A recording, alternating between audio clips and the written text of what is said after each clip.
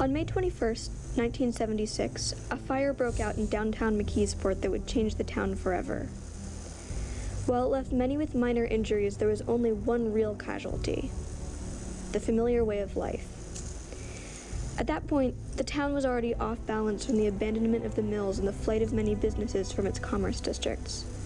But at 3:45 p.m. on May 21st, the famous building on 5th Street, during its demolition efforts, caught fire.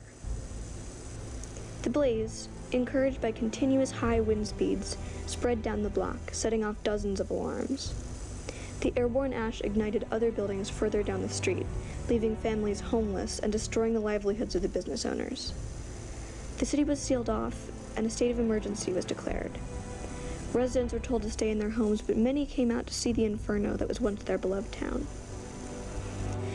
In the end, they proved to be more help than hindrance by offering food and water to the tired firemen and volunteering themselves to help put out the flames.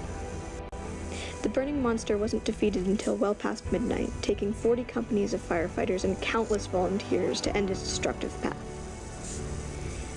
What they were left with afterwards were only the pitiful remains of its city landmarks.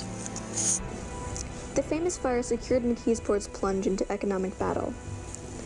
Never has its economy declined so quickly or with such destructive impacts.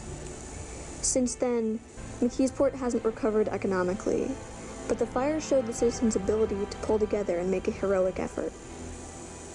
No one died in the fire that day thanks to the efforts of the town, and maybe the same kind of spirit that stopped the fire can help stop the blaze of unemployment and economic decline and save the city once more.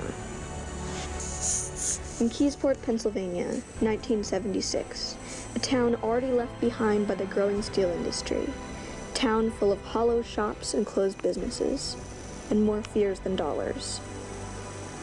Remaining residents thought they had nothing left, but they were wrong. While the fire was devastating, it was much less catastrophic than it might have been.